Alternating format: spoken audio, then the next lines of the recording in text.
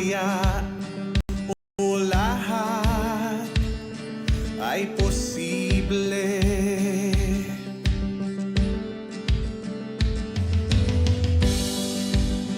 Hinati mo ang dagat pula, nagbigay ka ng daan, o lahat ay posible.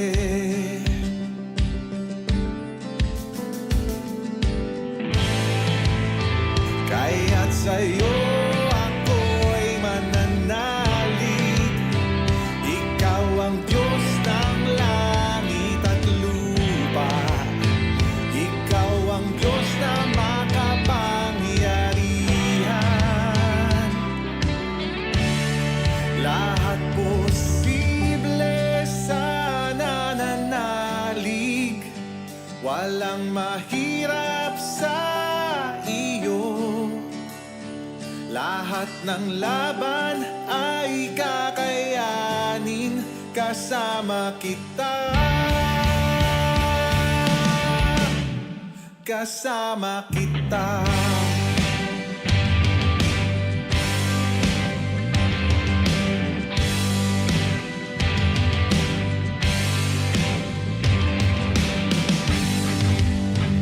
Walang bagyo na hindi tatahan, mararanasan ang kapayapaan, o lahat ay posible.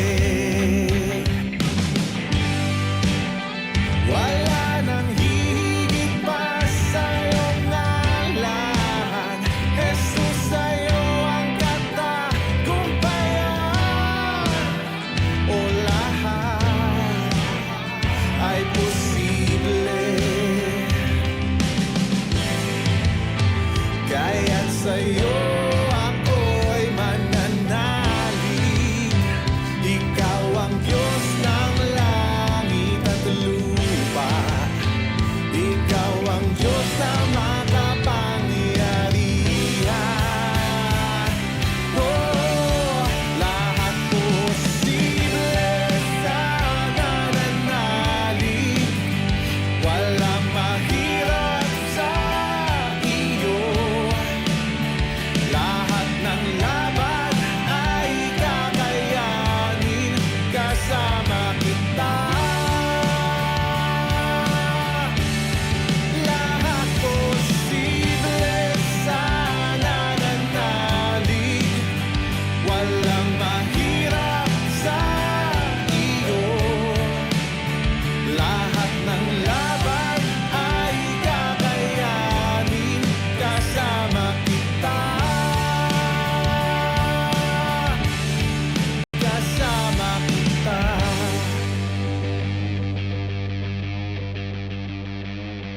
Sa isang salita mo ay may magbabago, kagalingan, kaligtasan ay matatamo. Dakila, dakila, dakila ang ngalan mo.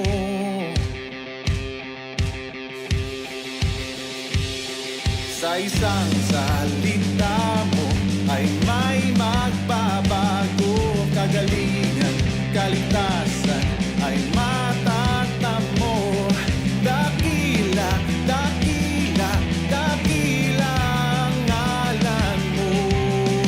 Oh, oh. Sa isang salita mo ay may magbabago, kagalingan, kaligtasan ay matatamo. Dakila, dakila, dakila ang ngalan mo. Oh, oh, lahat posible.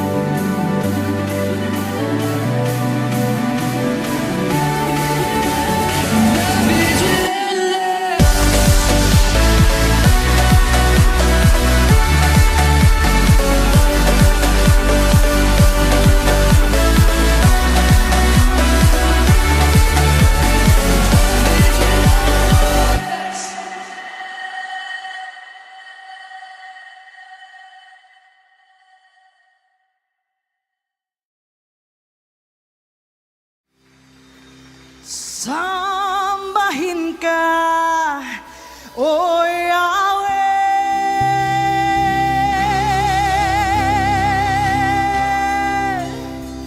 Diyos ng langit at lupa.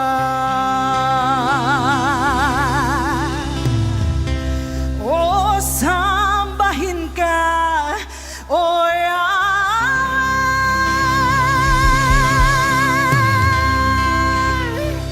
Ikaw ang Diyos na dakila. Hey! Come on, church!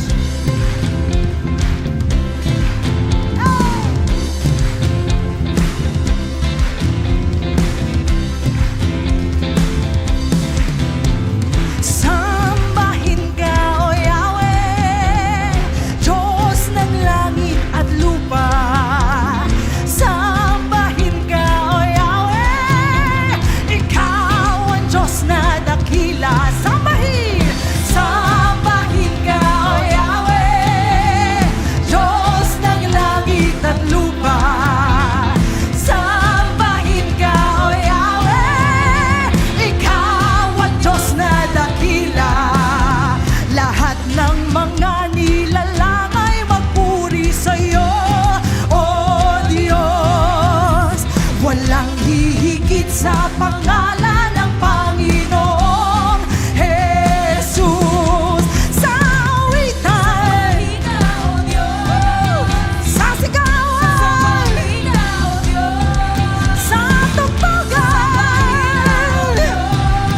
sa sayawan, sambahin ka, Yahweh, sambahin ka, O Yahweh, yes, Diyos ng langit at lupa. Sambahin ka, O Yahweh, Ikaw ang Diyos na dakila. Sambahin! Sambahin ka, O Yahweh, yes, Diyos ng langit at lupa. Sambahin ka, O Yahweh, Ikaw ang Diyos na dakila. Bawat pulo nitong aming bayan ay sa'yo iaalay. Si Jesus ay Hari at Panginoon ng aming buhay. Sa Luzon, sa Visayas, sa Mindanao, sa Pilipinas, sa mga bundok, sa tabing dagat, sa mga lungsod, let's say, sa naik. Sambahin ka, Yahweh, sambahin ka, O Yahweh, Diyos ng langit at lupa. Sambahin ka, O Yahweh, Ikaw ang Diyos na dakila. Sambahin! Sambahin ka, O Yahweh, Diyos ng langit at lupa. Sambahin ka, O Yahweh, Ikaw ang Diyos na dakila. Purihin ka, Panginoon! Kung kami ay luluhod sa iyo, ay sasamba, kami ay iyong diringgin, at ang bayang ito'y iyong pagkagalingin. Wala ng pagpapala, wala ng pagpapala, wala ng pagpapala sa bayang ito, O Diyos, O Diyos.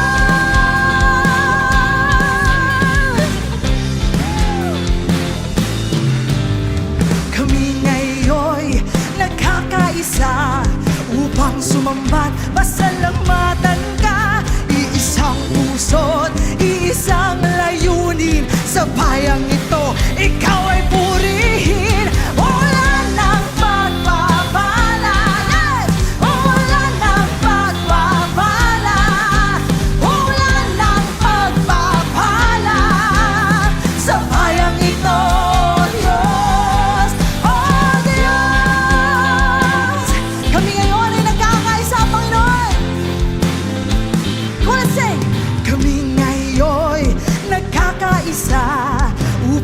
sumamba't pasalamatan ka. Iisang puso't iisang layunin. Sa bayang ito, ikaw ay purihin.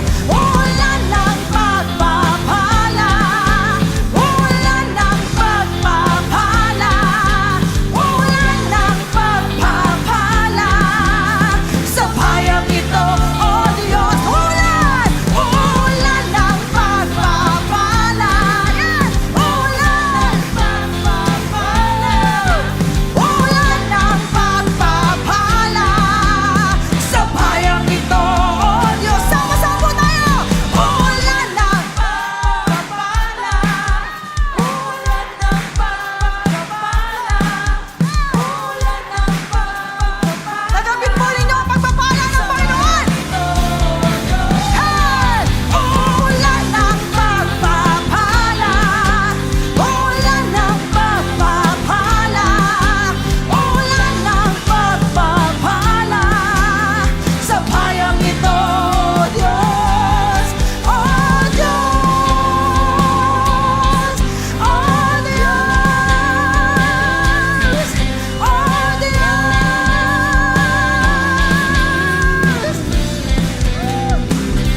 Yes! O, purihin ka, Panginoon! Lahat ng papuri ay tanging sa'yo, O Diyos. Patuloy ka namin niluluwalhati, sinasamba.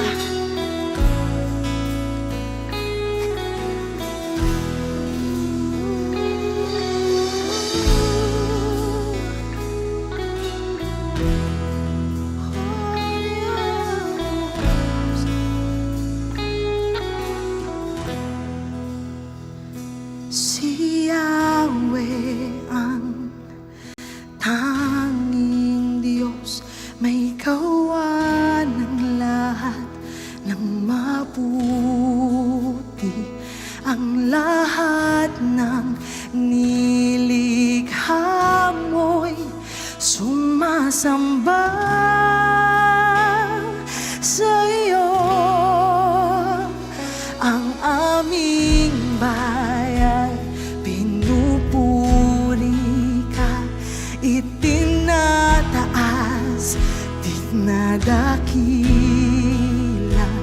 Ang aming puso ay isang umawit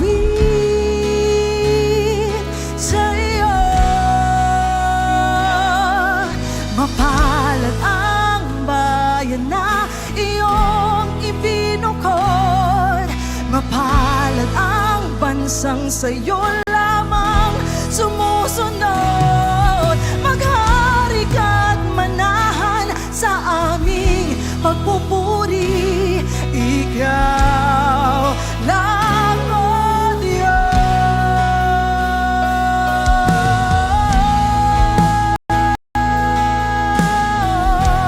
Diyos. Ikaw lamang, O Diyos. Si Yahweh ang tanging Diyos, may gawa ng lahat ng mabuti. Ang lahat ng nilikha mo'y sumasamba sa iyo. Ang aming bayay, pinupuri ka, itinataas, dinadakila. Ang aming puso ay iisang umawit sa iyo. Mapalad ang bayan na iyong ibinukod. Mapalad ang bansang sa'yo lamang sumusunod. Maghari ka't manahan sa aming pagpupuri. Ikaw lang.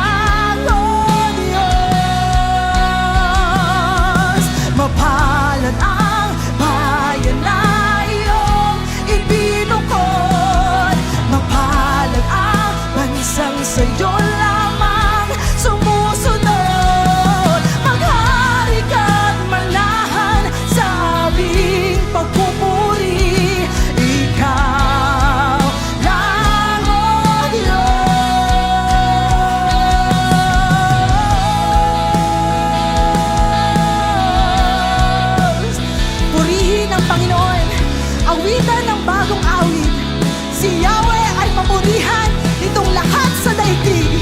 Awitan ng Panginoon, ngalan niya ay purihin. Araw-araw ang ginawa pagliligtas ay banggitin. Kahit saan ipapahayag na si Yahweh ay dakila. Sa madla ay ipapahayag ang dakila ng gawa. Purihin ka, Panginoon, ikaw ay karaman-daman. Woo! Wanna say, Hallelujah, Hallelujah. Pinupuri ka namin. Hallelujah, Hallelujah. Pinupuri ka namin. Hallelujah, Hallelujah. Pinupuri ka namin. Come on, church! Hey! Hallelujah, Hallelujah. Pinupuri ka namin. Hallelujah,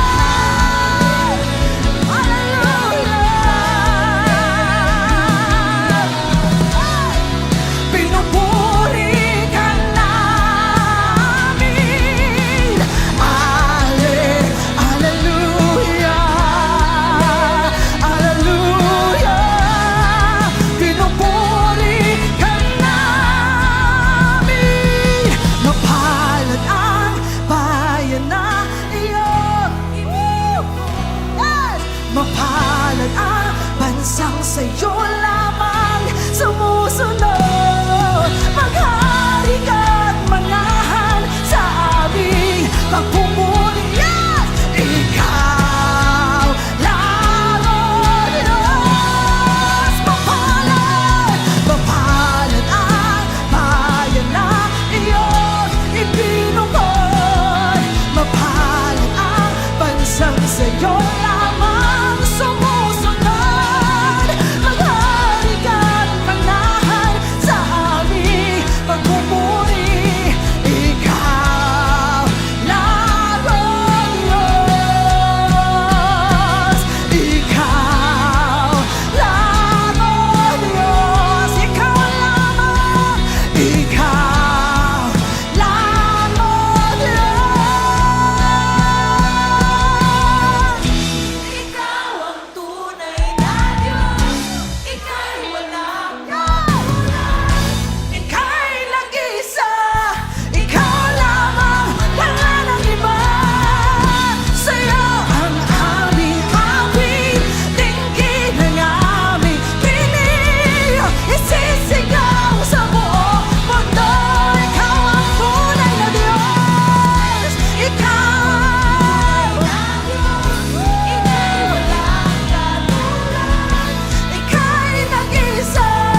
Ikaw lamang, wala nang iba.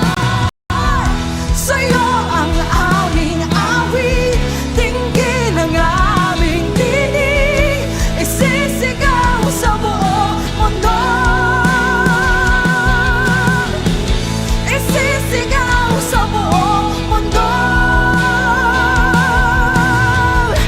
Isisigaw sa buong mundo.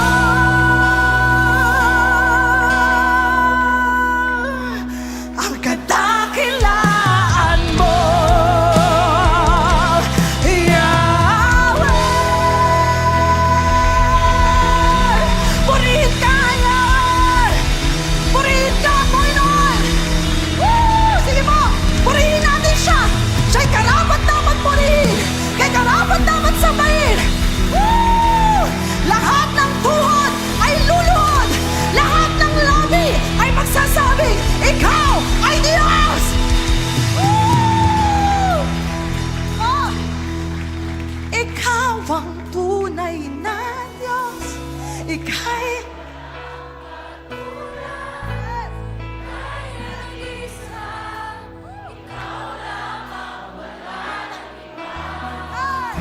sa'yo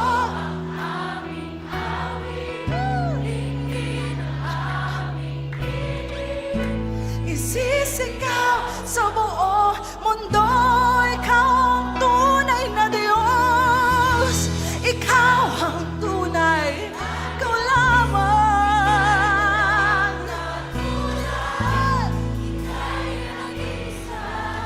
Ikaw lamang. Sa'yo ang aming awit, dinggin ng aming tinig, isisigaw sa buong mundo ang kadakilaan mo.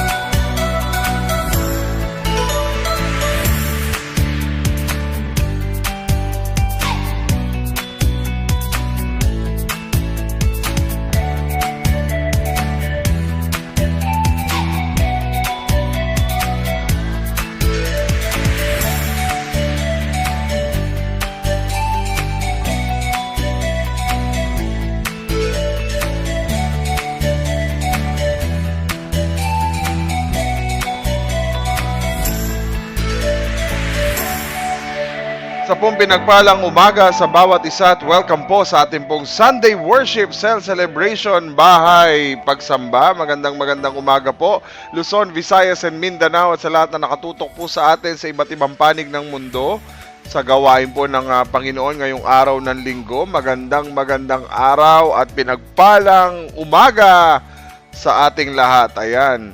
Araw po ng linggo, araw ng Panginoon, sama-sama po tayong magbigay ng pinakamataas na papuri at pasasalamat, pagliwalhati sa ating nag-iisang Diyos na buhay. Ayan, purihin po ang Panginoon.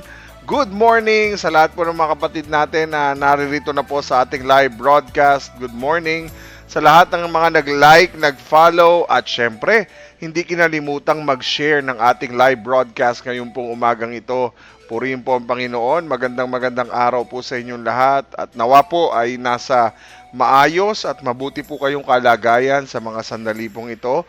Sa mga kapatid natin na live nakasama po natin, ayan, huwag kalimutang mag-comment at i-share po ninyo ang ating live broadcast. Habang kayo nagko-comment mga kapatid, ilagay nyo po kung andyan po kayo, kasama ko po kayo para po ma-shoutout natin ang bawat isa. Ngayon pong araw na ito ay nasa ikalawang linggo na po tayo sa buwan ng Agosto. Parang kakasimula lang ng August, no po. Ngayon po ay nasa kalagitnaan na po tayo agad ng buwan na ito.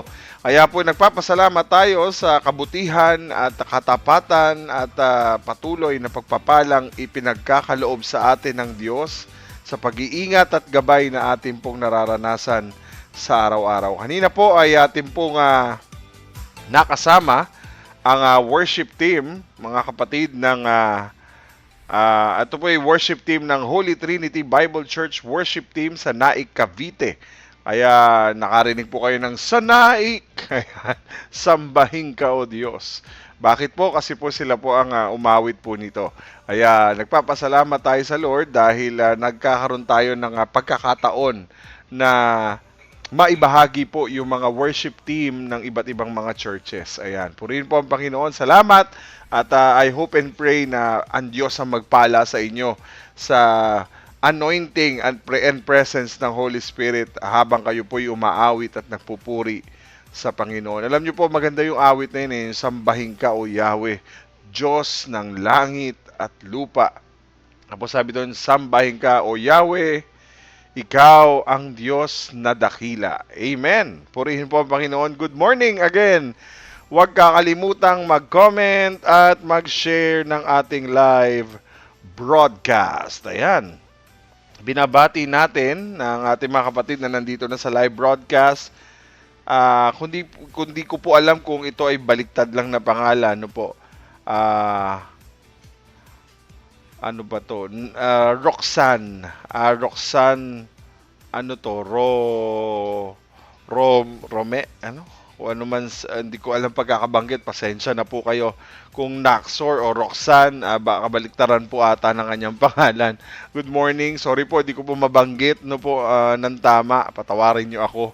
Ay, binabati rin po natin ng good morning ang kanyang buong pamilya, si Sister Jocelyn Graciano. Good morning. Sama rin po natin ngayong umaga.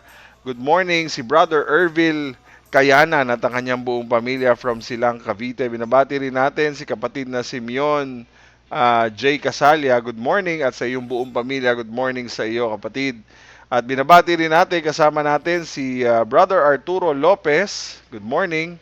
Binabati rin natin, kasama natin ngayong umaga ang De Cepeda family, sina Ate Beth, si Brother Ed, ang kanilang buong pamilya. Good morning. Sama rin natin si Nanay Ellen Arandia. Good morning po, Nanay Ellen. Kasama rin natin si Brother Ed. Kasama na natin ngayong umaga. Good morning po.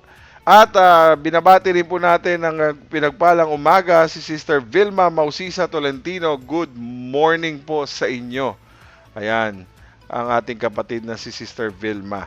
Ayan, tuloy-tuloy po tayo sa ating pong gawain ng Panginoon. Nasa Book of Genesis na po tayo, partikular sa Genesis chapter 23. Kaya tutok lamang po tayo mga kapatid sa umagang ito sa maganda pong plano ng Diyos, sa mensahe ng Panginoon sa atin ngayon pong umagang ito. Ang araw na ito ay espesyal. Bakit?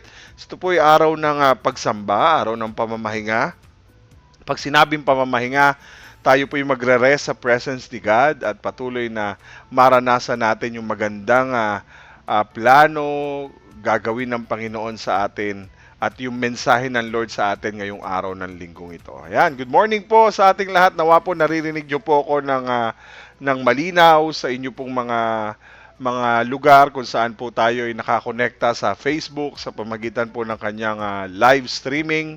Kaya huwag kalimutan po, meron po tayong pribilehiyo na i-share po natin sa pamagitan po ng ating pag-click ng share button sa iba't ibang sa ating mga Facebook wall. No po, mapopost natin yan sa ating mga messenger. Makakasend po kayo niyan sa ating link. No po, naisend na po rin natin ito sa ating mga group chats. Ayan, kaya malaya po tayo maibahagi ito para mas malayo ang ma-reach ng ating live broadcast sa umaga pong ito. Good morning po again sa ating lahat, Luzon, Visayas, and Mindanao at sa iba't ibang panig ng mundo. Good morning po sa ating lahat, sa mga magre-replay ng live broadcast mamaya. Kung nais nyo pong sundan ito sa ang ating gawain ng pananambahan, pwede po ninyo itong masundan sa pamagitan po ng panonood, hindi lang po sa ating replay dito sa Facebook, sa ating Facebook page. Pwede nyo pong bisitahin ang ating official YouTube channel, ang His Presence Church Cavite, Batangas. Huwag kakalimutan din pong mag-subscribe, i-hit ang notification bell para lagi po kayong updated sa ating mga YouTube premieres after po ng ating service. So possible mga 11 a.m. po ay lalabas po itong ating live YouTube premiere. Pwede nyo po itong panoorin doon. Kung medyo mabagal po yung access ninyo sa Facebook, pwede po kayo, kung gusto nyo mas malinaw, doon po sa ating YouTube channel, makakapanood po kayo. Okay? Good morning po again. Huwag kalimutan, again, paalala ni Pastor, kung hindi ka pa nakakapag-like, nakakapag-follow, at nakakapag-share ng ating live broadcast, pwede nyo pong gawin yon.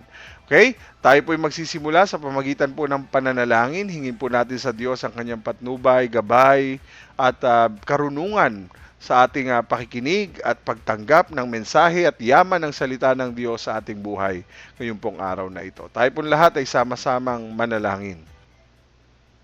Ama naming Diyos na makapangyarihan sa lahat, kami po'y bumabati ng isang pinagpala at mapagpasalamat na umaga sa iyo, aming Diyos Ama. Nagpapasalamat kami sa buhay na ipinagkaloob niyo po sa amin ngayong araw na ito, sa pinapahiram mong buhay araw-araw, ay marapat lang na ikaw ay bigyan namin ng mataas na pasasalamat at pagpupuri. Dahil Lord, sa buhay na ito, binibigyan mo kami ng pagkakataon na maitama ang aming mga maling gawain, mailapit sa iyo at maipagpasalamat ang araw-araw na paghinga, araw-araw na kalakasan, araw-araw na biyaya, araw-araw na pagkakataon para kami ay mabago ang aming mga buhay sa pamagitan mo, O Diyos.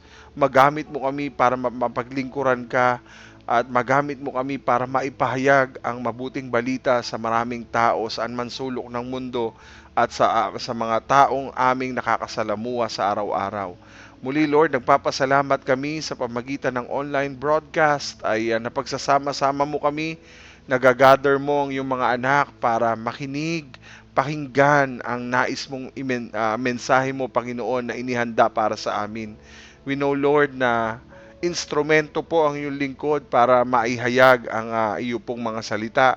Kaya Lord, tulungan niyo po na ang bawat isa sa amin ay maging uhaw, maging gutom sa iyong presensya, maging gutom sa pagkaing espiritual na iyong ipinagkakaloob sa amin, Lord God. Nakauhawan namin kayo at magkaroon kami ng matinding uhaw, Panginoon, sa iyong presensya sa oras na ito. Lord, kahit na ito'y online, we know, Lord, that your presence is with us. We know, Lord, that your love, your guidance, your protection, your blessing ay matatanggap namin sa pamagitan nito, Panginoon, kahit na kami po ay magkakalayo at nasa kanya-kanya mga lugar at tahanan, maaring sa trabaho, pero Lord, nabigyan ng panahon at oras ang gawain para kami makinig sa iyong mensahe. Kaya Lord, amin pong pinasisiyasat sa iyo na ang aming mga puso, ang aming mga buhay, sa anumang uri ng karumihan at kasalanan na amin pong nagawa, isip, salita at gawa, patuloy, O Diyos, aming banal na spirito, kayo po ang nakakasiyasat ng tunay na laman nito, tunay na laman ng aming puso. Kaya Lord, ang aming panalangin, ang aming dalangin, turuan niyo po kami na magkaroon ng tunay na pusong nagsisisi at humihingi ng kapatawaran at humihingi ng lakas ng kakayanan para mapagtagumpayan ito sa pamagitan ni Kristo Jesus. Maraming salamat, Lord, dahil lagi kang nandyan para kami alalayan, gabayan, proteksyonan, patawarin at baguhin ang aming mga buhay. Muli maraming salamat, Lord, dahil ikaw din po ang aming makakaranas po kami, Panginoon, ng iyong karunungan, ng iyong kaalaman, ng kaunawaan, sa pamagitan po na ipagkakaloob ng banal na spirito para sa amin, Lord, sa bawat isa sa amin na nakikinig po sa iyong gawain ngayong pong umagang ito. Lord, send us your presence, Lord. Help us to understand. Help us to have heart, Lord, and passion, Lord God, na talagang matanggap namin yung mensaheng amin pong maririnig sa umagang ito mula sa inyo. Maraming salamat muli dahil ikaw po, aming banal na spirito, ang siya mangunguna sa amin, ang magtuturo sa amin, magpapastor sa amin, gagabay sa amin, at patuloy, Lord, na magbibigay sa amin ng katotohanan mula sa kapahayagan po ng iyong mga salita. Samahan mo kami muli, aming banal na spirito, at patuloy, Lord, na maranasan namin ang tagumpay ng gawaing ito at maluwalhati ng lubos si Kristo Jesus sa amin pong mga buhay. Lord, lahat ng gawaing ito ay mag-lead sa iyo, Panginoon, para ikay maluwalhati at mapapurihan, Panginoong Jesucristo.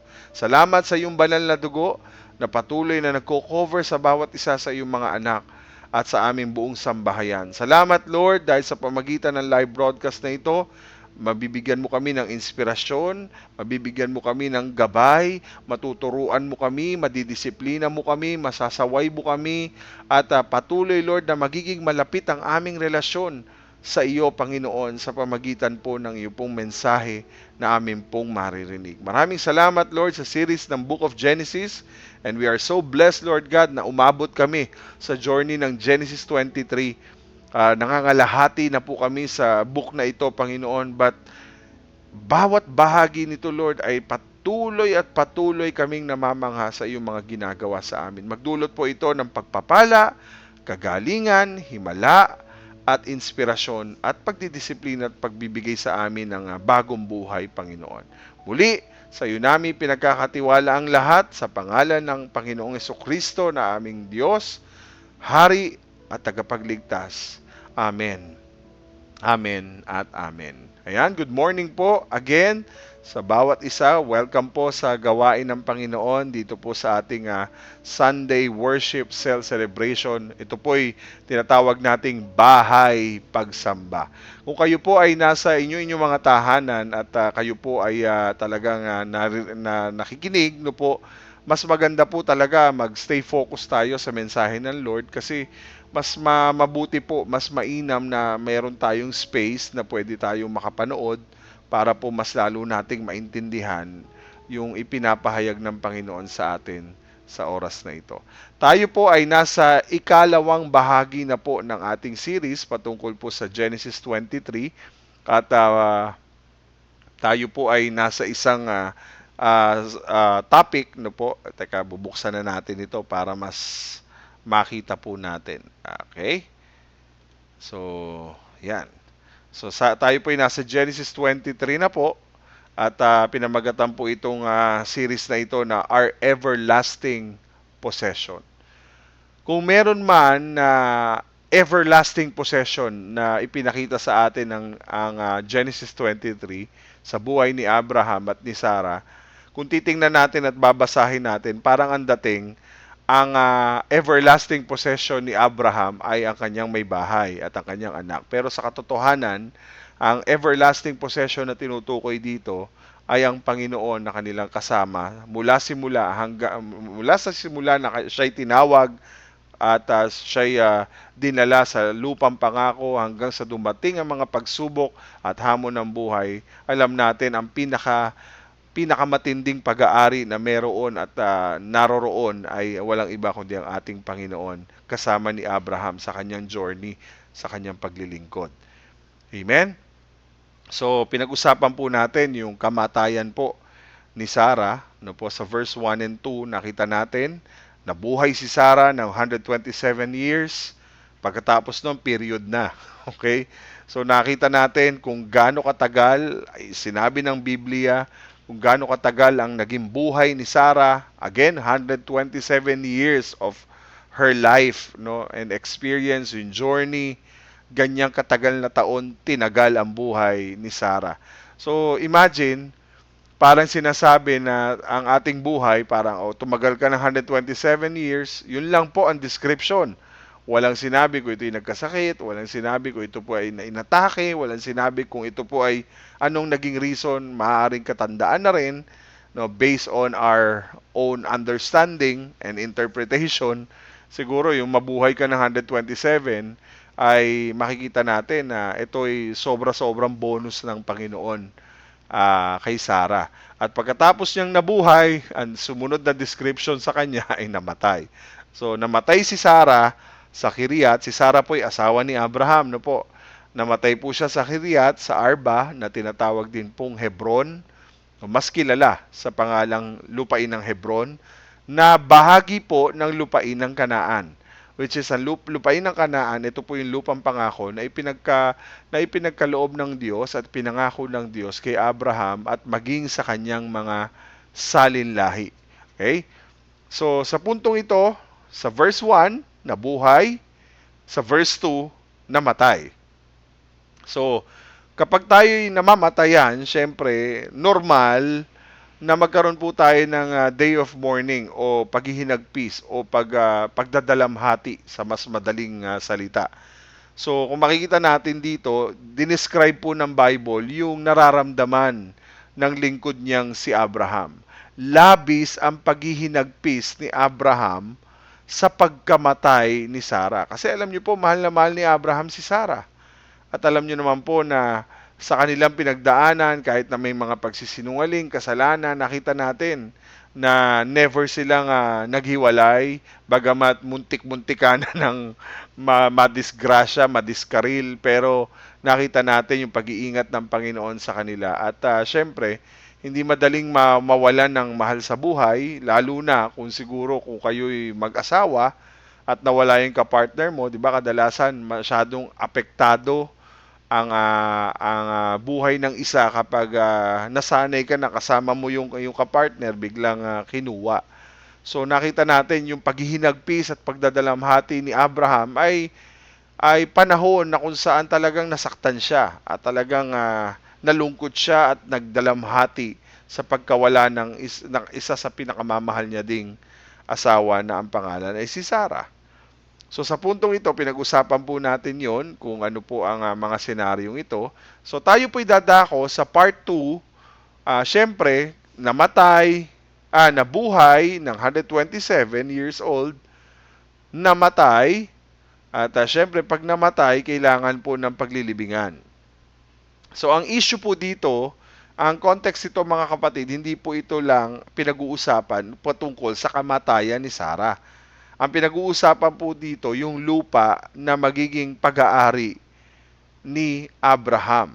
Okay? Na ipinangako ng Panginoon sa kanya na kung saan doon sa Hebron, kung saan nagnanais na doon mailagak ang labi ng kanyang may bahay. So, nais ni Abraham na kumuha siya ng paglilibingan, na espesyal na paglilibingan na kung saan hindi po niya ito hiningi, bagkus ito po ay kanyang nagnanais siyang bumili ng kanyang paglilibingan para sa kanyang pinakamamahal na asawa. Siyempre, nagluluksa itong si Abraham.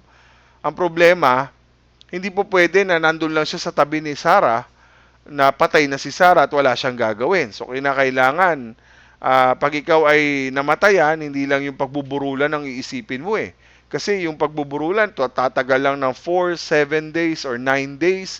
Kung mas mahaba pa, mas mabigat pa kasi tuturukan ng formalin yan para lang ma-maintain yung katawan na hindi mabulok. Pero sa puntong ito, wala naman pong punerarya noong araw na iyon. Siguro pakapi-kapi lang nilalagay doon para ma-preserve yung katawan. Wala na, kung mag-embalsa mo man doon, mga kapatid, napakahalaga ng araw ding iyon ay maisaayos agad yung katawan ni Sarah. Pero ang problema, isa sa mga problemang sinabi ng Bible sa verse 3 na kung titingnan natin, iniwan ni Abraham ang bangkay ng asawa niya. At doon siya nakipagkita sa mga Heteo at sinabi sa kanila, nakatira ako rito sa lugar ninyo bilang isang dayuhan. Kaya kung maaari, ay pagbilhan din ninyo ako ng lupa na maaari kong paglibingan ng asawa ko. So mga kapatid, hindi po naman katulad ngayon na nakakakuha ka ng St. Peter Plan, nakakakuha ka ng loan lot para may mapaglilibingan ka. Mapalad ka kung nabuhay ka dito sa mundong ibabaw na meron ng musoleo na paglilibingan ng iyong lahi. Pero kapag ikaw ay dayuhan, wala ka sa lugar na iyong kinalakihan, wala kang pag-aari na kahit na anuman, talagang mag-i-invest ka talaga. So kukuha ka ng St. Peter Plan, di ba? Kukuha ka ng ganyan. Uso yan ngayon eh. Para nga naman, babayad ka ng 1,200, 1,500, meron ka na pag namatay ka, meron ka ng serbisyo. Pero hindi lang serbisyo ang alalahanin mo, dapat alalahanin mo rin yung lupang iyong paglalagakan. So makikita natin, napakahalaga din talaga ng paghahanda sa panahon na ikaw ay mawawala. Dahil hindi porkit ikaw ay namatay, wala nang pagkakagastusan. Kung pwede ka lang ba ilibing dyan sa bakuran, hindi naman po pwede. Babayad ka ng serbisyo, tama po ba ako? At kung ikaw ay medyo kaya-kaya mo, magpapaserbisyo ka ng maganda. Siyempre, parang ang gusto mo ay ma-espesyal kasi yun na nga lang ang araw na ikaw ay yun ang pinakahuling araw mo sa mundong ibabaw, no? So, sa puntong ito, kailangan munang iwanan ni Abraham ang bangkay ng asawa niyang si Sarah.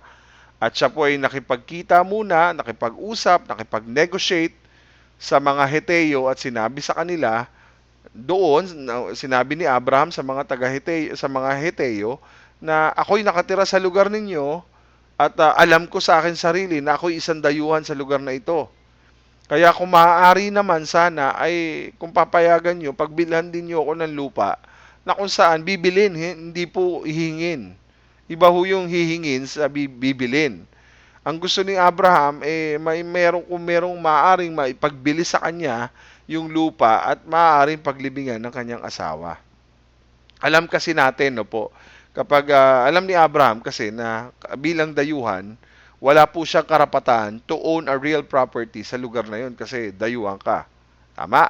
Sa ating bansa, kapag ikaw ay hindi taga rito at kung ikaw ay nasa ibang nasyon, ipinanganak at hindi ka lehitimo o hindi ka permanenteng anong tawag dito? Hindi ka anong tawag dito? Ano? Citizen, ayan. Hindi ka citizen ng bansang ito, hindi ka binibigyan ng karapatang mag-ari ng kahit na anong property. Kung ikaw ay dayuhan lamang sa lugar na ito unless magkaroon ka ng kabiyak na taga rito at doon ka lang mabibigyan ng part o kaya naging residente ka doon sa lugar o kaya nagkaroon ng special arrangement sa bansang yon para makabili ka ng isang property doon. So, ako po na nakaranas din po na mag-real estate, hindi po talaga basta-basta na bumili ng property. Hindi rin po basta-basta ang makapaghanap ng lugar na pwede mong bilhin na hindi mo naman alam kung sino at ano ang mga klase ng tao doon sa lugar na yon. So bilang dayuhan sa panahon nila, wala siyang karapatan to own a real property sa lugar na iyon dahil hindi po siya taga roon. Okay? So kaya ang sinasabi niya doon sa mga taga-Hiteo, kung maaari, pagbilhan niyo ko ng lupa. Pero kung ito, halimbawa, ikay residente, nasa bayan ka ng Cavite, nandito ka sa Batangas, pwede kang bumili ng property dito. Kaya lang, alam mo kasi yung pakiramdam ng isang dayuhan. Ako po, out of nowhere, ay wala po akong kaalam-alam at di ko rin po alam na ako'y dadalhin dito ng Diyos sa Batangas. Kami po'y dumating dito, ang turing po sa amin ng mga tao, lalo na nung kami po ay napatira sa isang barangay na kung saan, alam ng mga tao na dayuhan ka. Ang tawag nga po sa amin ay dayo. Ayan, dayo ka lang. So kung dayo ka, syempre wala kang karapatan na magbida-bida dito, wala kang karapatan na mag-aangkin kasi dayo ka lang. So alam mo na para magkaroon ka ng karapatan sa lugar na ito, magkaroon ka ng karapatan para sa mga bagay na iyong nais iparating. Halimbawa sa barangay, sa ganoon, kinakailangan talagang ikaw ay magkaroon ng lehitimo na pag-aari sa lugar na iyon. So sinabi niya, give me property. Kung maaari, pag sinabing give me property, hindi po sinabing pengi. Pahingi naman ako ng lupa. Hindi ho yun paso na may kasamang lupa ang hinihingi mo. Ang hinihingi mo ay property. Hindi ka pwede humingi ng basta-basta lupa dyan na pwede ba ako magtayo dyan unless bibilin mo. At unless talagang may pag-aari ka. No po? So sa puntong ito, ang request ni Abraham ay hindi para bigyan siya ng lupa at sobra naman yun kung hihingi siya ng lupa, kundi ang gusto niya pagbigyan siya na makabili ng lupa. Ang pagpunta sa isang lugar na wala kang alam at wala dayuhan ka at hindi ka taga roon ay is an act of faith. I believe it's an act of faith. Bakit? Kasi talagang lalakad ka sa pananampalataya sa lugar na wala kang kakilala kahit isa. And once in our lifetime, sa buhay namin, naranasan namin yun na pumunta sa isang lugar na wala kang kakilala. As in, wala kahit isa. So this is an act of faith and also faith in God's promise. Ganon din yung nararamdaman ko kung ilalagay ko po yung sarili ko sa buhay ni Abraham. Mahirap po sa part na yon na ikaw ay naroroon sa isang lugar na talagang wala kang hihingin sa Diyos ka lang talaga, lalakad ka lang sa pananampalataya, hindi mo alam kung ano naghihintay sa iyo sa lugar na ito, hindi mo alam kung anong bagay ang haharapin mo rito, hindi mo kilala yung mga tao, wala ka ni isang kaduguman lang o kamag-anak sa lugar na ito. Pero sa puntong ito mga kapatid, kung ano lang ang meron ka, yung pananampalataya sa pangako ng Diyos, kaya ka nilagay dito. Amen? So naniniwala ako, marahil naniniwala din si Abraham, bagamat ako'y dayuhan, ang aking alam ay ang aking hawak-hawak ay pangako ng Panginoon. Ang aking pinagtitiwalaan ay yung pangako na lang ng Diyos. Ang sama mo, inabutan doon ng kamatayan yung asawa niya. So maaari sa puntong yan, wala siyang karapatan, pero ang iniisip niya, yung pangako ng Diyos. Huwag nating kalimutan ang lupain ng Kanaan ay pangako ng Diyos na ipagkakaloob sa lingkod niyang si Abraham at sa lahi niya. Tama? Ang lupang pangako ay ipinangako ng Diyos. Ang lupain ng Kanaan ay lugar na kung saan ipinangako ng Diyos at yung pupuntahan mo ay hindi lang basta lugar na kung saan pinangako lang ng Diyos, may nakatira doon. At lalabas na ikaw ang dayuhan sa lupang ipinangako ng Diyos. Hindi naman natin pwedeng sabihin, ipinangako ang lugar ng Diyos, pinangako ng Diyos ang lugar na ito, kaya ito'y magiging pag-aari ko. Hindi mo pwedeng gawin yun. May mga nakatira dyan. So unless God will do some miraculous thing sa buhay niyan, sa lugar na yan, doon mo makikita na Diyos ang kumikilos dito. Okay?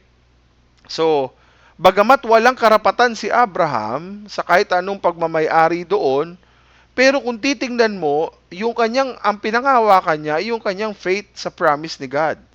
At sabi nga ng Bible sa Psalms 24 verse 1, sandali, kung wala man akong karapatan sa lugar na ito, alam ko na ang buong mundo at ang lahat ng naririto ay pag-aari ng Panginoon at hindi mo pag-aari yan. Na minsan, na kahit sinasabi ng iba na ito'y pagmamay-ari ko, pero kung Diyos pa rin ang kukuha niya, at Diyos ang mag-aalis niyan, Diyos ang gagawa ng paraan niyan. So wala siyang karapatan, pero ang may-ari ng lahat ng lupa sa buong mundo ay nasa panig niya. Tama? Anong magagawa ng isang tao kapag yung tunay na may-ari ang siyang magsalita ng, oy, bigyan nyo yan. Bigyan nyo yan ng lupa. Ako may-ari ng lupang ito. Ibigay nyo yan. Amen? So, wala siyang karapatan. Again, ulitin ko yun mga kapatid. Wala siyang karapatan, pero may-ari ng lahat ng lupa sa buong mundo ang nasa panig niya. So, kahit na anong gawin mong pigil sa isang dayuhan, kapag ang Diyos ang nagtakda, wala kang magagawa. So, I remember na kami naghahanap ng matitirhan, and then, all of a sudden, hindi po ganun kadali na tumira sa isang lugar. At we are so blessed na to have this wonderful home na ipinagkaloob ng Lord na bago, maayos, malinis, tahimik, at maayos ang environment. Mapalad ka kung may ganun kang environment na tirhan. Kaya lang, sa totoo lang, bago lahat sa amin ito. At matinding adjustment po yung aming dinatnan sa lugar na ito. Pero we are so thankful na wala man kaming karapatan, dayuhan man kami, pero ang may-ari at pinangahawakan namin ay pananampalataya sa Diyos at act of faith. Yon, no, mga kapatid, pag pangahawakan mo yung pangako ng Diyos, anong mangyayari kung sabi nga, buong mundo at lahat ng naririto ay pag-aari ng Diyos at nasa panig mo ang Panginoon, di ba? So, ang tanong, will God grant him favor sa business transaction na ito? Pinayagan ba sila? Pinayagan ba ng mga Heteo si Abraham? Samantalang ito ang Abraham na kung saan pinangakuan ng Diyos, pero sa puntong ito, kamusta ba ang naging business transaction niya sa mga Heteo? Pumayag ba ang mga Hittites? Ano kaya ang response ng mga Heteo sa kanya? So sa verse 5, makikita natin, and 6, makikita natin. Ito po yung tugon ng mga Heteo. Okay? So sabi ng mga Hittites, Ginoo, sabi ng mga Hittites kay Abraham, makinig ka muna sa amin. So meron na silang plano, no? Dahil nalaman nilang namatay si Sarah, so maaaring nagkaroon na sila ng kaisipan. Maaaring inalaw ng Diyos at binigyan ng Diyos ng kaisipan itong mga Heteo na ganitong klaseng plano. O kaya sabi niya, Ginoo, Abraham, makinig ka muna sa amin. Alam mo bang kilala ka namin bilang isang tanyag na tao. Sikat ka dito. Amen? Isipin mo, wala ka alam si Abraham. Sikat ka dito. Sandali, ako di po ako sikat dito, kapatid ha. Di naman ako artistahin dito. Mukha lang artista, pero hindi ako artistahin. Wow! Hallelujah! Huwag na kayong umangal, kayo naman. So, wala naman kayong magagawa, nasabi ko na. So, sa puntong ito, nagulat si Abraham marahil na kilala namin kayo. Sikat po kayo sa lugar na to, tanyag po kayo na tao, kilala po kayo ng marami. Kaya ang aming plano, maaari mong ilibing ang asawa mo kahit saan. Kahit saan na pinakamabuting libingan dito sa amin. Name it, kung saan mo gusto. Grabe tong favor na ito. So, ulitin ko po, ang plano ni Abraham, hindi humingi. Ang plano ni Abraham, bumili. Na kung payagan sila, bibili siya ng property. Tama? So, ulitin ko po, if God is in your side, is on your side, tama? If God is in you, anuman ang mga pangyayari, anuman ang mga bagay, ang pabor ng Diyos, nasa iyo. So ito po, nakita ko po dito mga kapatid, ang isa sa mga nakita kong ganda dito, yung favor ni God kay Abraham. Amen. And I believe, favor ni God dito. Bakit? Yung isipin mo, yung Heteo, no, makinig ka muna, sabi ng mga taga-Heteo. Makinig ka muna. Kilala ka namin. Alam namin kung sino ka. No, kaya maaari mong ilibing. Ito yung pabor. Pwede mong ilibing ang asawa mo kahit saan. Kahit saan pinakamabuting libingan dito sa amin. Para ba sinasabing, kahit saan mo piliin mo yung mas maganda kung saan mo gusto. Bibigyan namin kayo. Magbibigay kami. Kilala ka namin eh. Amen. Kaya ako na-amaze, no? Ayoko lang baka may makarinig. Pero kapatid, dito tayo sa lugar na ito. Nas-bless ako kapag may mga kapatid na kung kailangan nyo pastor ng tulong, kung kailangan nyo po, andito po kami, mga kapitbahay namin. So, natutuwa ako kasi yung ganong klaseng favor, hindi naman nila kami kilala, pero alam nila na naglilingkod ako sa Panginoon, sobra yung respeto, yung pasasalamat ko dahil may mga tao talaga na ganun. Pero naniniwala ko, that is God's favor. Amen. That is God's favor. Yung respeto, yung pagkilala sa Diyos na ikaw ay lingkod niya, ay pabor ng Panginoon yan, mga kapatid. No po? At naniniwala po ko, hindi lahat ng lugar na mapupuntahan mo, may mga taong, kung wala ang pabor ng Diyos, sigurado, kahit na saan lugar ka pa lupalop ng mundo tumira, mapapahamak ka. Magkakaroon ka ng maraming kaaway, magkakaroon ka ng maraming mga conflict, pero because God's favor is in you, I know, ang panig ng Diyos ay na kay Abraham, saan man siyang lupalo pumunta, kapag kasama mo ang Diyos, ang pabor ng Diyos, nako, wala kang magiging anumang problema. Ito po mga kapatid I believe, ibinibigay po ito. So sabi niya, maaari mong ilibing. May problema ka maaari mong ilibing kahit saan. Wow. Ang mga Heteo, maaaring ito yung mga leaders na nangunguna sa lugar na sa lahi ng mga Hittites, sa grupong ito, sa bayang ito, mga kapatid, maaaring may mga taong ito na sila po'y matataas ang tungkulin. Hindi naman kakausap si Abraham ng mga mabababa lang na simpleng mamamayan doon. Hindi, tutuon yan, dadaretsa yan. Kasi problema niya, kailangan niya mag-request Siguro pupunta yan sa munisipyo, sa City Hall, kung saan. Halimbawa, kasi para mag-request. Pero mga kapatid, yung hindi ka na pagbabayarin, sasabihin sa'yo, maaari mong ilibing ang asawa mo kahit saan na pinakamabuting libingan dito sa amin. O, tingnan niyo po Sumunod. Ibinibigay Maaari mong ilibing ang asawa mo kahit saan. Pumili ka ng pinakamabuti na libingan dito sa amin. Tapos may sinundan na salita. Sige, tingnan niyo po yung word na sumunod.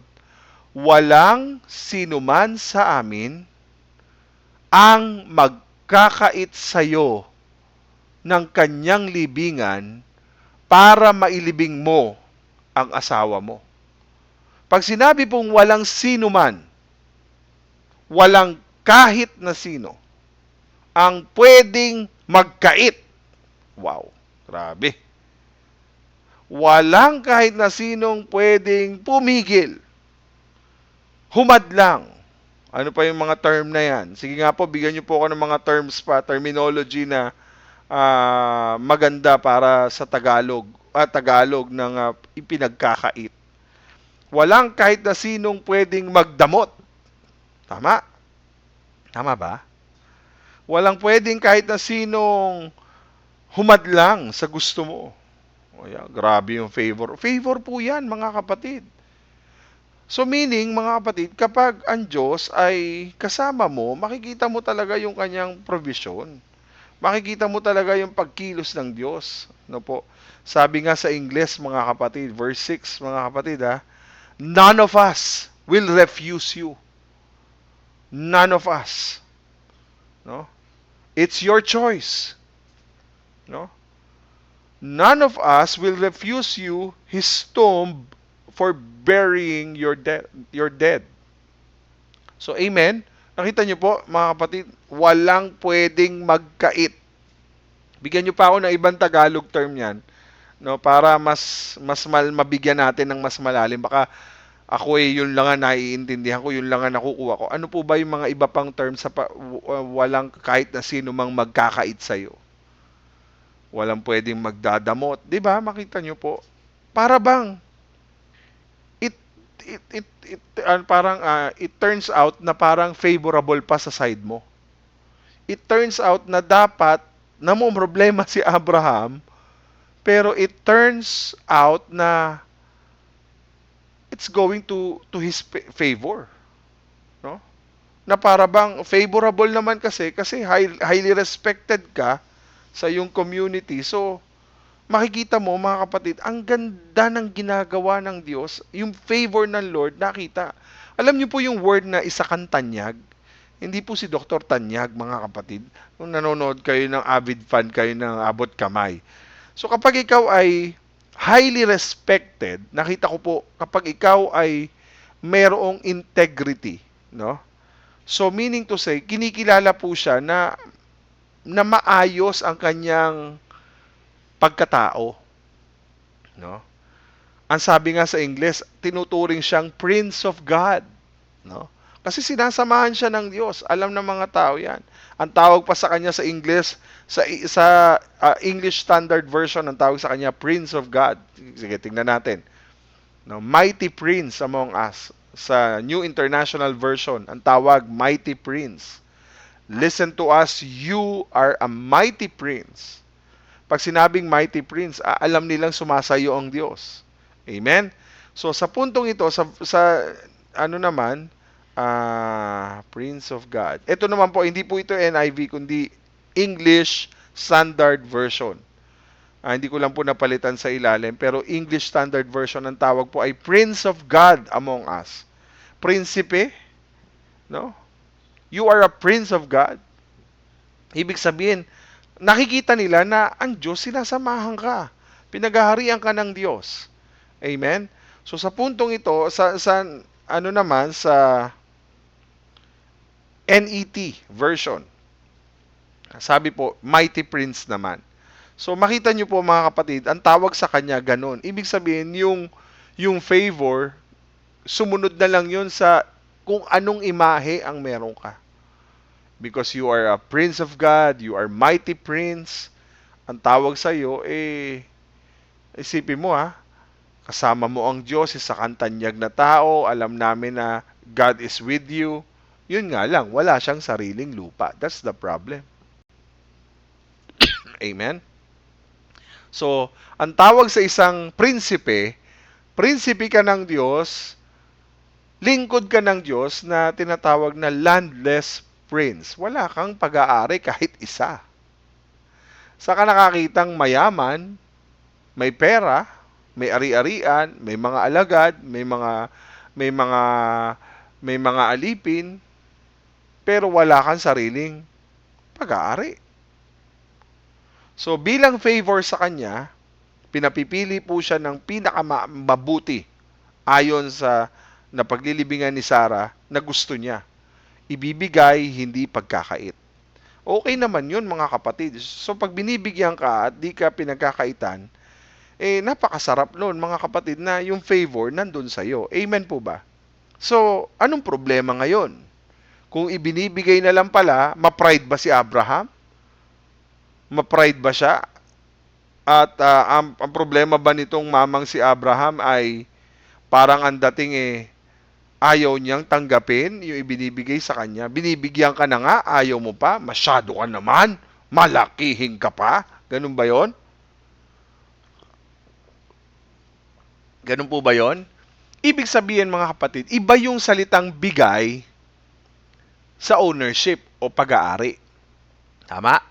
Mahirap po, sa totoo lang, sa batas natin, batay po sa aking karanasan, iba ang binigay sa'yo, iba ang binili mo. Iba yung talagang ikaw ang may-ari. So, ang goal ni Abraham is to have his own real property.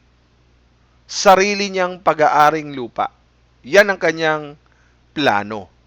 Yan ang gusto niya, na magkaroon siya ng sarili niyang lupa. At hindi po ibinigay lang sa kanya. So, hindi po yung pinahiram lang, kasi pag ikaw ay binigyan at sinabi mo lang ay bibig lang ang pinag-usapan ninyo, basta binigyan kita. Pag nawala yung nagbigay sa'yo, kawawa ka. Kaya ngayon, may tinatawag tayong deed of donation. No? Iba po yung deed of sale, yung absolute deed of sale, yun po yung katunayan na binenta sa'yo ang lupa at dahil may deed of sale ka, ikaw may karapatan na doon sa lupa at dahil binayaran mo yun ng ganung halaga. Ang tawag doon ay absolute deed of sale. Okay? So, kaya yung real property tax, nagbabayad ka, dapat nasa pangalan mo na yon kasi ikaw na ang nakabili. Pero hanggat hindi sa iyo ang property, ang deed of donation, ibig sabihin, dino-donate naman sa iyo. Pag deed of donation, wala kang karapatang ibenta ang property. Yun naman ang difference ng deed of donation. Kaya hindi lang po pwede sa batas natin na hearsay lang, na sinabi lang, laway lang. Hindi po pwedeng panulat ang laway, natutuyo. Nakaranas na po ba kayo umuha yung ballpen, ipinirma nyo doon sa yung laway nyo doon sa papel? Maya-maya yun, wala na yung basa. Wala na, hindi po pwedeng laway lang. Kailangan may katunayan, may katibayan na ito'y dinonate mo. Kung dinonate mo, sa bansa po natin, sa batas natin, no po, kailangan meron kang titulo. Tama? Para masabi mong pag-aari mo, hindi lang sapat na may absolute deed of sale ka. Kailangan mapatransfer mo, mapalagyan mo yan ng title. Hindi po pwede na kapag binerify yung title sa Registry of Deeds, ang lalabas po dyan, nasa pangalan pa rin ng iba. At kapag ikaw ay may absolute, para ba tayong naging real estate na, no? Binibigyan ko lang po kayo ng idea kasi galing po ako sa ganung field. So para kung iisipin mo, ang absolute deed of sale, kailangan mong mapatituluhan kasi po meron po yung duration. Na kapag pinahaba mo at hindi mo pinatransfer sa title at meron ka lang absolute deed of sale, meron po yung maglalaps po yan. At magkakaroon po yan ng penalty hanggat hindi mo napapalipat yan, aabutin ka ng 10 taon, mula sa date na binili mo, may penalty po yan sa BIR. O baka hindi nyo po alam, bili kayo ng bili ng lupa, yung absolute deed of sale ninyo, binili nyo yan ng 2005, tapos 2024 na ngayon. Ilang taon na yung nakakalipas na yan.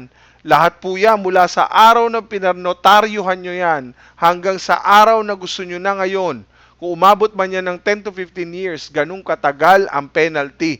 at libu-libong pera ang magagastos ninyo kapag inyong pinatituluhan yan sa matagal na panahon.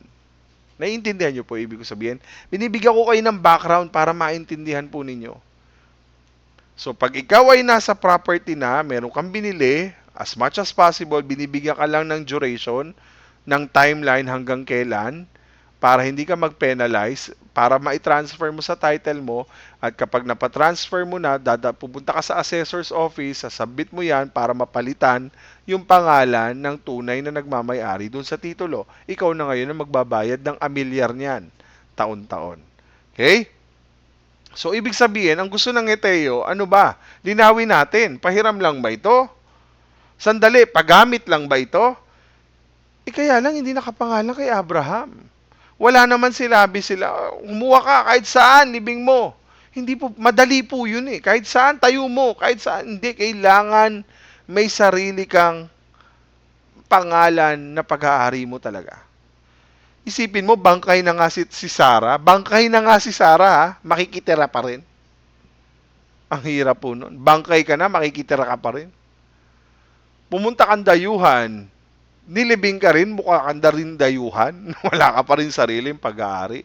So, sa puntong ito, mga kapatid, nag-isip si Abraham ng mas malalim pa. Sandali. Sa verse 7, yumukod agad si Abraham sa harapan ng mga Heteo. Yung pagyuko ay isang pasasalamat. Yung pag yumuyuko ka, isang pasasalamat, pagrespeto, at pagtanaw ng mataas na pagrespeto sa tao, na ibig sabihin, na-appreciate ni Abraham yung ginagawa o yung pabor na binibigay sa kanya ng mga Hittites, ng mga Heteo. No? So sa puntong ito, kahit na siya yumukod, alam ni Abraham kung ano ang kanyang nais, ano ang kanyang purpose. So nakita natin yung pagyuko, yung pagrespeto, andun, marunong kasing tumanaw ng pasasalamat si Abraham. Hindi siya bastos. Okay? So sa puntong ito, pagyukod niya, sinabi ni Abraham sa kanila, kung payag po kayo na dito ko ilibing ang asawa ko, tulungan niyo po ako, nakausapin ko si Efron na anak ni Zohar. So may napili na siyang lugar. Sa puntong ito, may napili na siyang lugar. Tulungan niyo po ako, sabi niya sa mga Heteo, tulungan niyo po ako nakausapin si Efron na anak ni Zohar. Ang aking panalangin, ang aking naisin, na sana pag tinulungan niyo ako, kausapin natin, ibenta niya sa akin ang kuweba na nasa tabi ng bukirin niya sa Macpela. Tulungan niyo naman ako, makikipag-negotiate ako. Kaya ang topic natin ngayon is negotiating for a burial tomb of Sarah. So alam niya, sa puntong ito, meron na siyang napili, hindi siya pupunta doon, planado siya eh. So ang puntong ito mga kapatid, iniisip niya na tanggihan yung ino-offer sa kanya ng mga Hittites, pero sa puntong ito, gusto niyang bumili ng sarili niya. So, sabi niya, doon ako, tulungan niyo ako na i-negotiate na sana, pakiusapan natin si Efron na anak ni Zohar na ibenta sa akin yung kuweba na nasa tabi ng bukirin. Ang tawag doon ay Macpela. Sabihin niyo sa kanya, hiling ko lang, total binigyan niyo na po ako ng favor, ang akin pong hiling ay mabili ko po sana yon sa sarili kong pangalan at sabihin niyo sa kanya na babayaran ko po siya sa tamang halaga. Dito mismo, sabi nga niya, babayaran ko po siya. May pera naman si Abraham actually. Mayaman naman siya eh. Pinagpala naman siya ng Diyos eh. Pero sa puntong ito, ang gusto niya lang sana, mapagmay-ari niya yung lugar na yun at pinayagan siya. Kaya sabi niya, dito rin mismo, sa harapan po ninyo, sa harapan ng mga Heteo, na dito kami magbabayaran, na kung saan sa harapan ninyo, kayo magiging saksi na sa harapan ninyo para maging akin to. At gagawin kong libingan nito. Kayo lahat ang saksi doon. Amen? So, ibig sabihin, hindi porkit entitled ka, hindi porkit binibigyan ka ng favor, parang ang dating, mga abuso ka na. Actually, not because feeling entitled si Abraham sa request na ito, sinasabi niya lang sana, na actually sobrang humble niya nga all all throughout ng negotiation na ito? Isipin nyo, yumuko po siya sa harapan ng mga Heteo. Bit-bit kasi ni Abraham yung pangako ng Diyos eh. Alam naman ni Abraham na binigay sa kanya ng Panginoon ang lupain ng Kanaan eh. Kaya naniniwala ako, kaya malakas ang loob ni Abraham kasi alam niya yung pangako ng Diyos sa kanya. So ang request niya, magkaroon siya ng sarili niyang property. So sa puntong ito, ayaw niya ng pahiram lang, ayaw niya na nagrerenta lang. As much as possible, his own property. Bibilin talaga niya, full price, legal transaction, ililipat yung titulo sa kanya. So yun yung sinasabi ko po sa inyo mga kapatid, na paraan ng pagbili ng property. So, meron pa po kasing kasunod yan eh, yung purchasing a field of property. Yun naman po yung susunod na bahagi.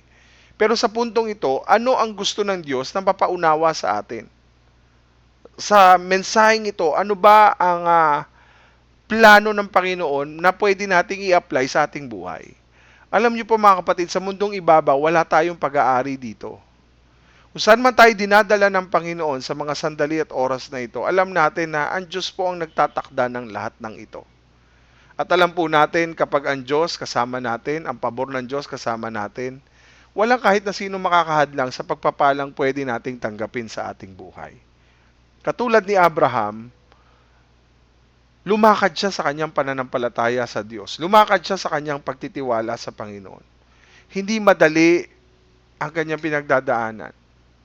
Bagamat hawak niya mga pangako ng Diyos, alam niya sa puso niya may bitbit siyang paghihinagpis, may bitbit siyang pagdadalamhati sa kabila ng mga pagsubok na kanyang pinagdaanan. Namatay ang kanyang pinakamamahal na asawa, pero sa kabila nun mga kapatid, nakita natin ang paghawak niya sa kanyang pananampalataya sa mga pangako ng Diyos para sa kanya.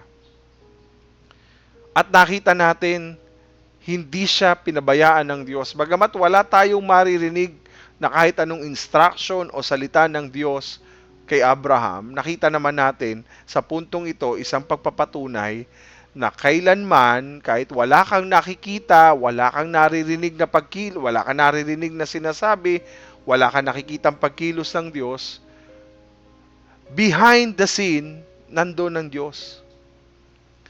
Every step na ginagawa ni Abraham, the favor of God is always with him. And I believe yun yung nais ng Diyos ipaunawa sa atin ngayong umaga. Na anak, wala ka mang nakikita, wala ka mang naririnig, wala ka mang nararamdaman kung kasama mo ang Diyos o hindi, naniniwala po tayo, God is working even if you don't see.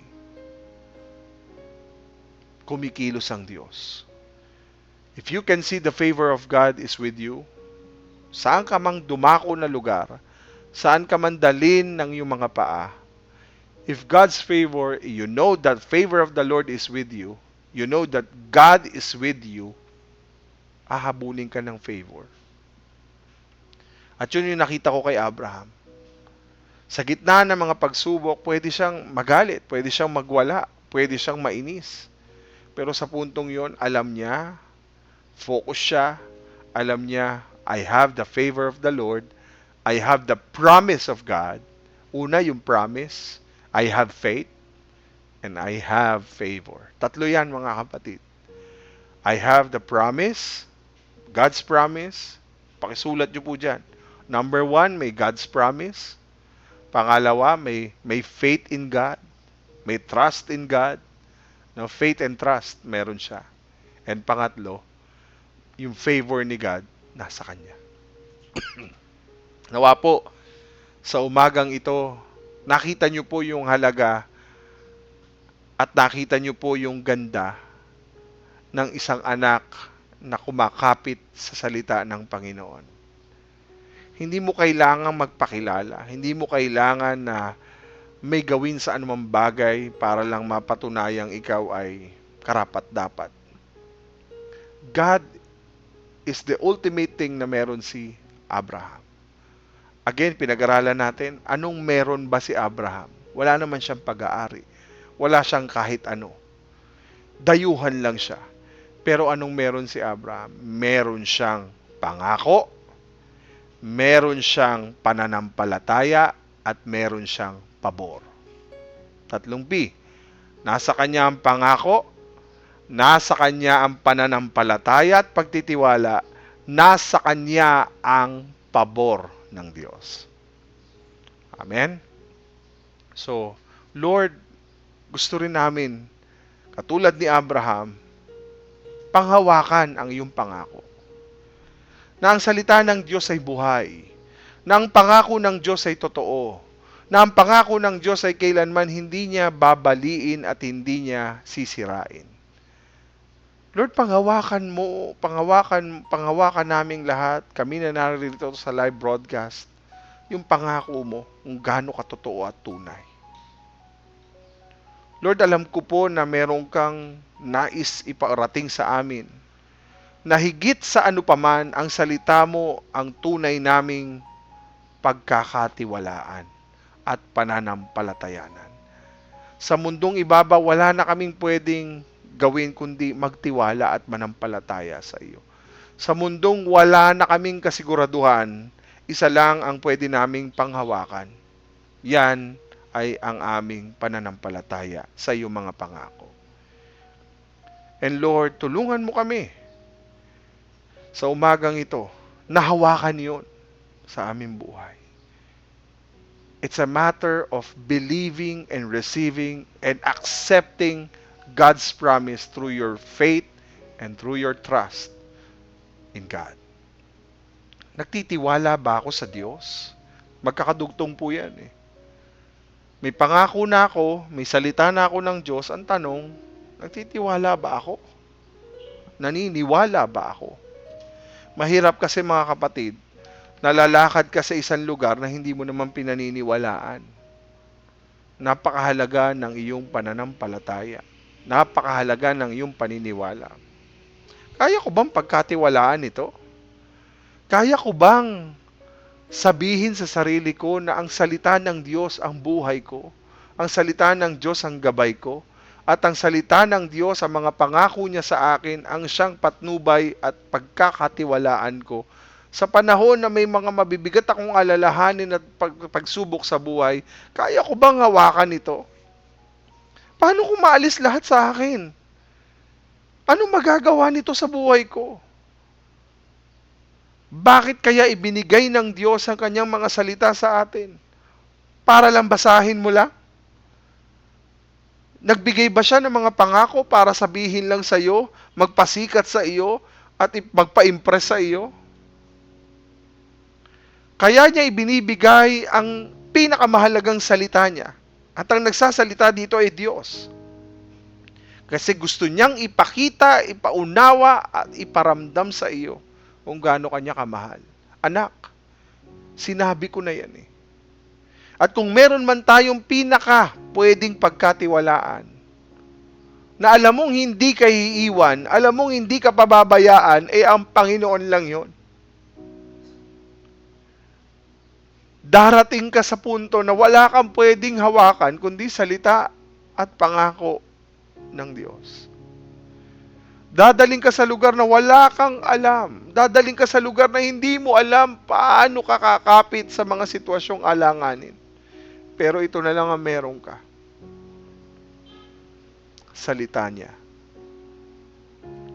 Tunay ng salita mo, O Diyos, ang pangahawakan namin sa gitna ng mga unos at bagyo sa aming buhay.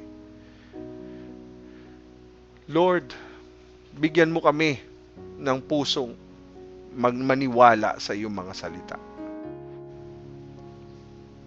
At pag naniniwala ka na, at pag nananampalataya ka na,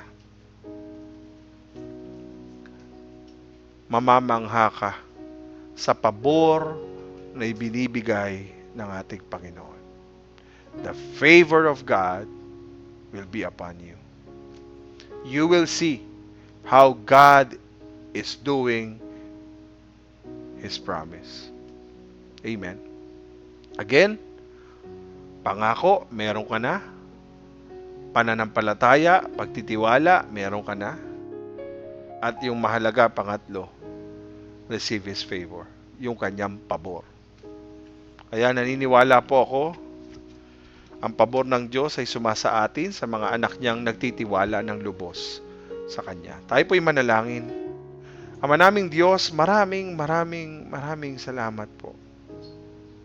Katulad ni Abraham, wala kaming pwedeng ariin dahil kaming lahat ay dayuhan lang sa mundong ibabaw. Ang tanging meron lang kami, O Diyos, salita mo. Bagamat maraming tao ang hindi makakaintindi at di maaaring isipin na pwede ba namin pagkatiwalaan ang salita ng Diyos? Pwede ba namin paniwalaan ang salita ng Diyos? Sa katotohanan at katotohanan, anuman ang meron kami ngayon ay dahil sa iyo, Panginoon. Lahat ng bagay sa mundong ibabaw, dumating kaming wala, mawawala din kaming wala. Dumating kaming wala kaming bitbit, uuwi kami sa iyong presensyang wala rin kaming mabibitbit. Lahat ng bagay, pahiram lang. Lahat ng bagay, wala kaming pwedeng panghawakan. At kung meron man kaming nararanasan ngayon, ang tawag po doon ay pabor na ipinagkakaloob nyo para sa amin. Na kahit kami hindi karapat-dapat, tinuturuan nyo kami, Panginoon, na sa kabila ng mga pagsubok na ito, panghawakan namin ang pangako mo. Na kung meron mang matibay, at kung meron mang permanente, kung meron mang pwede kaming kapitan sa gitna ng mga pagsubok at hamon ng buhay, walang iba kundi ang iyong mga salita. Dahil kung meron mang mananatili na matatag, at kung meron mang mananatili na maiiwan sa mundong ibabaw, yan ang iyong mga salita. Kaya Lord, tulungan mo kami na mas lalo naming pahalagahan ang mga pangako mo. Katulad ni Abraham, buo ang kanyang loob, naniniwala siya, yung pangako mo, Lord, sapat para sa kanyang mga pangangailangan. Sapat at higit pa. Kaya Lord, maraming salamat sa pagpapaunawa mo sa amin ng dakilang mensahe na para kami po'y lalong tumatag, lalong panghawakan ang iyong ginagawa sa amin, sa aming buhay. Kaya Lord, sa araw na ito, ibinabalik namin ang pinakamataas na pasasalamat sa iyo. Salamat sa mensaheng ipinagkaloob mo sa amin ngayon pong araw na ito. Salamat dahil pinaunawa mo sa amin ang napakagandang paalala na ito sa umagang ito. Muli, binabalik namin sa iyo ang lahat ng papuri, pasasalamat sa dakilang pangalan ni Kristo Jesus. Amen. Amen at amen. Bago po tayo magwakas, awitin natin mga kapatid. Maki-worship po kayo at awitin natin ang awit na ito ng pasasalamat sa Panginoon. Sige po, awitin natin ang All I Can Say Is Thank You, Lord. Sabay-sabay tayo tapos magwawakas na po tayo. Maraming salamat. Nais mong mapagpala at gusto mong maging daluyan ng pagpapala, ay maaari mo pong sundan mamaya ang ating TV screen para maibigay mo yung tithes and offering. Pero bago yon mga kapatid, tayo po ay unahin natin na magpasalamat sa Diyos sa lahat ng bagay na ginagawa niya sa ating buhay. Sama-sama tayong umawit sa Panginoon at sumamba.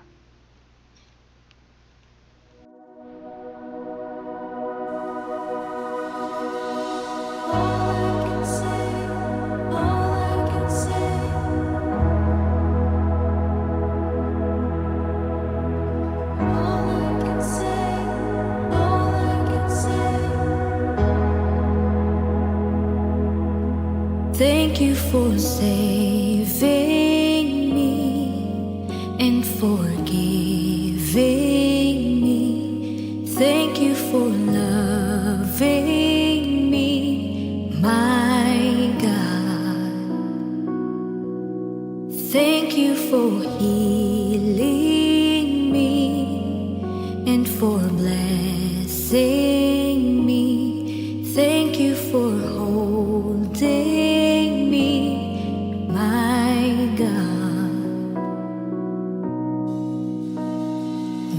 can't describe all the thanks in my heart, but I will endeavor to try